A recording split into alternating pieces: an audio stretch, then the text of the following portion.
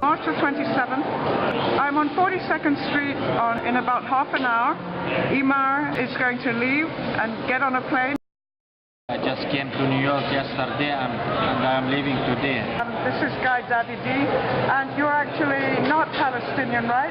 You're right in Tel Aviv? I live in Tel Aviv. Yeah, I started the shooting and filming in 2005 when the people in my village started the non-violence movements against the construction, the settlement construction and the war. And I picked my camera and I decided to take part of this with my camera.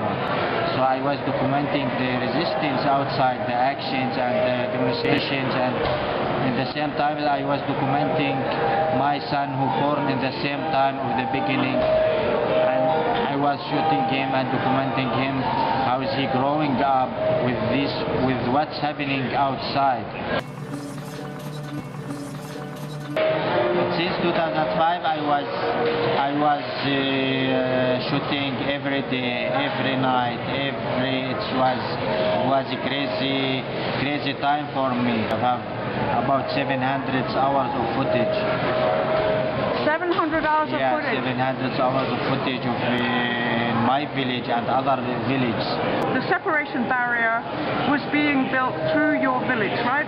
Did you actually have a farm or did you cultivate? Yeah, I have a farm and everyone in the village have a farm in the village, and so 55% was of the land of the farm was taken to the Israeli side. So the wall was built in the middle of the land. To understand, because farmer in America is not the same thing as farmer in Palestine. Like falah. Falah is something else, and I think it has to be clear. Right. So the people decided to protest. Yeah, to protest against this in the peaceful, non-violent way. Right.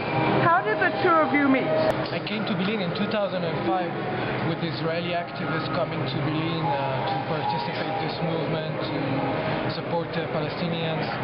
So when I came in, I wanted very fastly to do short films about these issues, different issues. So I've made some short films and then a long feature film about water issues in the West Bank. So for these films, I stayed and was part of the movement. I stayed for some periods of time in Bil'in. So I got to know Emad. How exactly did you meet him? You met him at the barricade, at the barrier? There isn't one moment that I remember that I met him, because I mean, first of all, Emad was a very important figure for Bil'in, because he was the only cameraman that was from the village. It was, us, the journalists or other filmmakers, we filmed for a certain period of time and then we left. I was there for 2-3 months to film my film, and then I left back to Tel Aviv. I was coming for demonstration, but Emad was always there, so he became an important figure because he filmed everything that happened during the week. Every kind of incident he was there to film. So, you know, it's a small movement. We knew each other very fast. Put it this way, at what point did you decide to work together and to make one film and be co-directors? No, not this the situation. He was making a film about another issue, about the water. So I was documenting and filming the village resistance. About the water? Yeah, he was. The lack of water? He was working on another project connected to the water problems in the village. So first he came to the village as activist, and after this he was making a film about the water, and I was, I kept filming and documenting. So you were like a cameraman for that? Yeah, and the daily life, my daily life, and my son, my family, right. And all the action. So yeah, So do you remember what year that was?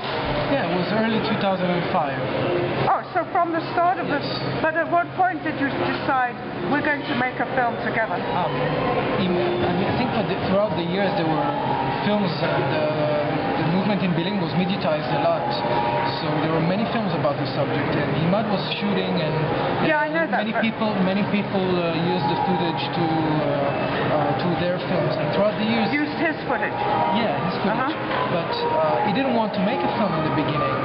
You didn't? No, in the beginning I was filming just for many purposes.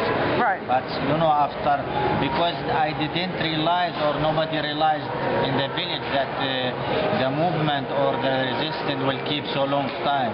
So after so long time of many years of resistance, and I've been filming there every day, every night. So many things happened to me, and to my family, and to my friends. So I was I'd like you to talk about that. So one camera, one of your 5 cameras saved your life, right? Yeah, so Tell me about that. I was focusing in my friends, my close friends, Basim and Adib, from the beginning. And I was filming my son growing up. I was thinking to make a film, but the decision was not taken in that moment. I see. So, yes, so camera after camera was broken, was smashed, was hit by bullets or gas canister by the Israeli soldiers in the actions or in the demonstrations. And one of these camera, I remember this moment always. This camera saved my life because the camera was hit by 2 bullets from maybe 30 meters and was direct to my face. So this camera saved my life because the bullets hits the camera, and there is 1 bullet inside the camera. I kept it. So you were in hospital for a long time. I remember this was the war time in Gaza, so... 2008 then? Yeah, it was a very hectic period. I was actually doing, I think, three short films at the same time about the subject of the war. So I didn't visit you, I'm sorry. Right. I visited you. So busy. But, you know, we started making the film from all this footage in 2009. Up until then, Emad was filming, but there wasn't an idea to make a film from all of this. So Emad approached me in 2009, and that is when I was engaged in the project as a film. So the structure, one thing that I really liked about the film was, you know, the content is really powerful and poignant, but the structure of the film, how did you come up with the idea of doing it from the point of view of the cameras? Because I've never seen anyone do that before. Yeah, you know, there's many films are made about the conflict and the war, and they were made of different way, you know.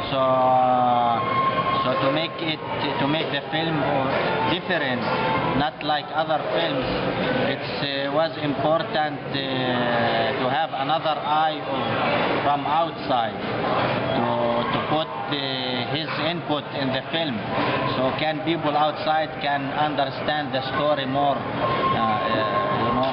So when I called Guy, I told him to work with me in this project. So you know, I was not sure. Also, I didn't decide to make it very personal, the film. So he approached me to make it more personal and more. It's gonna be more strong. So you encouraged him to make it from Gibreel. We should say Gibreel is your youngest son, right? I'm sorry, Gibreel. Yeah. Okay. Gibreel is now nearly 7 years old. 7 years. Yes. You can say Gibreel.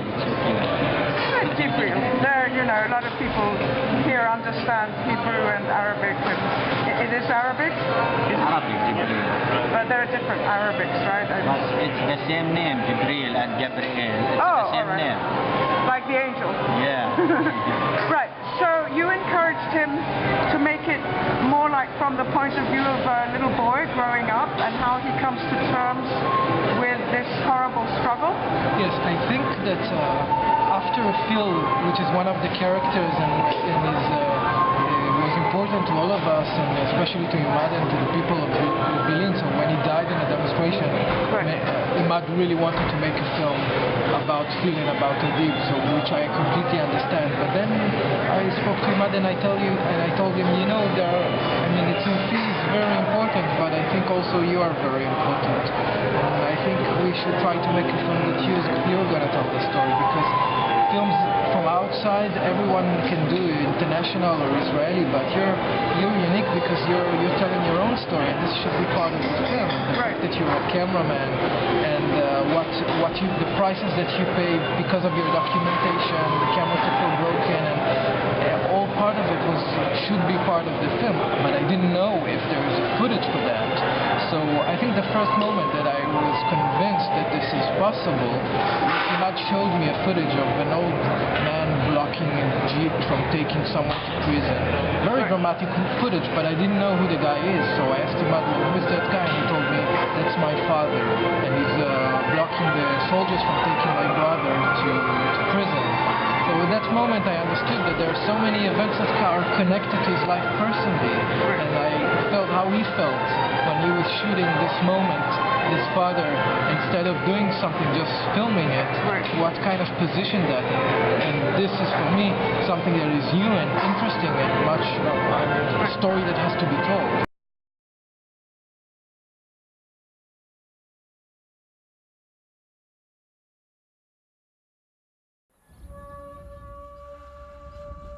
أنا انولدت وعشت كل حياتي في بلعين، قرية اللي واقعة بين التلال.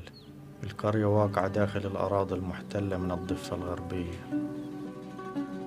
هذول هم ال5 كاميرات تاعتي، كل كاميرا مرحلة في الحياة. جبريل هذه عتمة يابا. أنا انولدت وعشت كل حياتي في بلعين، قرية اللي واقعة بين التلال. القرية واقعة داخل الأراضي المحتلة من الضفة الغربية. هذول هم ال5 كاميرات تاعتي، كل كاميرا مرحلة في الحياة. جبريل هذه عتمة يابا. في مرة اجى مهندس إسرائيلي يعمل كيسات عشان يبنوا جدار فاصل وسط أرضنا.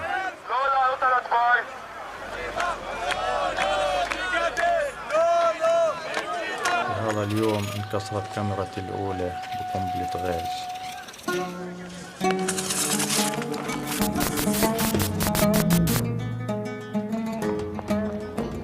لما بصير إشي في القرية على طول بحس إني لازم أصور.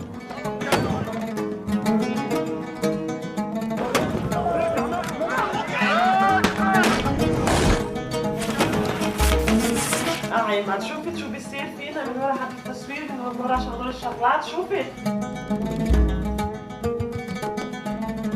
الكتالة يا ابو محمد، ما فيش هيك مأرض هنا جوا الجدار هون؟ لا ولا شيء. شو فيش هيك تقدرش تسوي زي يا زلمة يمكن في بنى. أنا بعرف إنهم بجوز يدقوا عبابي في أي دقيقة، بس راح أضل أصور. هذا بيساعدني إني أواجه الحياة وأضل عايش.